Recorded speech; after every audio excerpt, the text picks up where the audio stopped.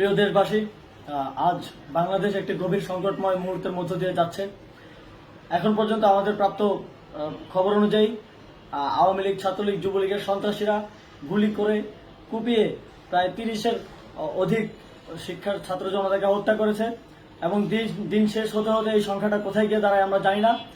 এরই প্রেক্ষিতে আমরা একটি সিদ্ধান্ত নিয়েছি। আমাদের একটি জরুরি সিদ্ধান্ত মোতাবেক আমাদের যে 6 তারিখের যে লং মার্চ টু ঢাকা কর্মসূচি ছিল সেটিকে আমরা একদিন এগিয়ে নিয়ে এসেছি।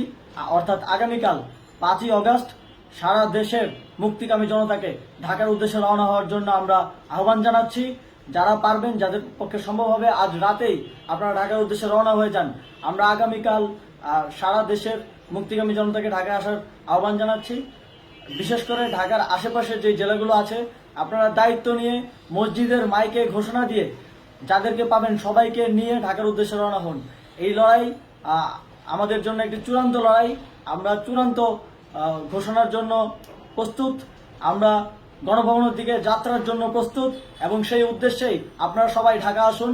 আমরা আপনাদের সবাইকে নিয়ে আমাদের চূড়ান্ত দাবি আদায়ে এগিয়ে যাব। আমি জানি না সমন্বয়করা আজকে রাতে বেঁচে থাকতে পারবে কিনা, কিন্তু আপনাদের উপর আমরা এই দায়িত্ব দিচ্ছি। আপনারা সবাই নিজ দায়িত্বে ঢাকায় আসবেন আগামীকাল এবং পরশু পরিস্থিতি বিবেচনা করে পরশু গণভবনের দিকে 4 দিক থেকে আমরা রওনা হব।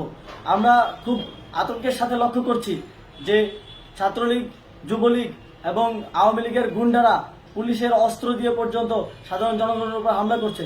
কিন্তু একটি সুখের খবর হচ্ছে, সারা দেশের বিভিন্ন স্থানে সেনাবাহিনী ছাত্র জনতার পক্ষে দাঁড়িয়েছে। আবার কিছু কিছু জায়গায় যেমন মিরপুর ও মোহাম্মদপুরে সেনাবাহিনী ছাত্র জনতার বিপক্ষে দাঁড়িয়ে গুলি চালাচ্ছে।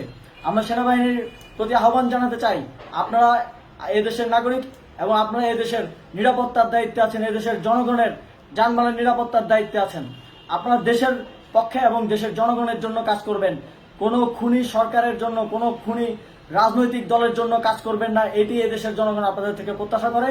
আমাদের এই আন্দোলনে সম্পূর্ণ সমর্থন দিয়ে হয় নিরপেক্ষ থাকুন, অথবা এই খুনি বাহিনীকে, সরকারের খুনি বাহিনীকে প্রতিহত করুন, তাদেরকে যথাযথ শাস্তির আওতায় নিয়ে আসুন। যেই কারফিউ সরকারের পক্ষ থেকে ঘোষণা করা হয়েছে, আমরা স্পষ্টভাবে বলতে চাই, সেনাবাহিনী এই ধরনের কোনো কারফিউ বাস্তবায়নের জন্য মাঠে না নামে। যদি মাঠে নামে তাহলে সেনাবাহিনী স্পষ্টভাবে অফিসিয়ালি জনতার বিরুদ্ধে দাঁড়াবে। আমরা চাই না সরকারের এই ষড়যন্ত্রে সেনাবাহিনী পা দিক। সেনাবাহিনীকে জনতার বিরুদ্ধে দাঁড়ানোর যে ষড়যন্ত্র সরকার রচনা করছে সেটিতে সেনাবাহিনী পা দিবে না, এই বিশ্বাস আমরা রাখতে চাই। আওয়ামী লীগ আজ সারা দেশে তাদের খুনি বাহিনীকে নামিয়ে দিয়েও ছাত্র জনতার প্রতিরোধের মুখে টিকতে পারেনি। রাজপথের পরাজিত শক্তি হিসেবে তারা সেনাবাহিনী সহ অন্যান্য বাহিনীকে আমাদের বিরুদ্ধে কাজে লাগানোর চেষ্টা করছে। এই চেষ্টাকে, এই ষড়যন্ত্রকে ব্যর্থ করতে হবে এবং আগামীকাল সারা দেশে মসজিদে মসজিদে ঘোষণা দিয়ে ঢাকার উদ্দেশ্যে আপনারা রওনা হন। প্রত্যেকটি পরিবার থেকে অন্ততপক্ষে একজনকে ঢাকার উদ্দেশ্যে রওনা করে দিন, এই ইতিহাসের সাক্ষী হতে, একটি নতুন বাংলাদেশের অভ্যুদয় ঘটানোর একজন কর্মী হতে। ধন্যবাদ সকলকে।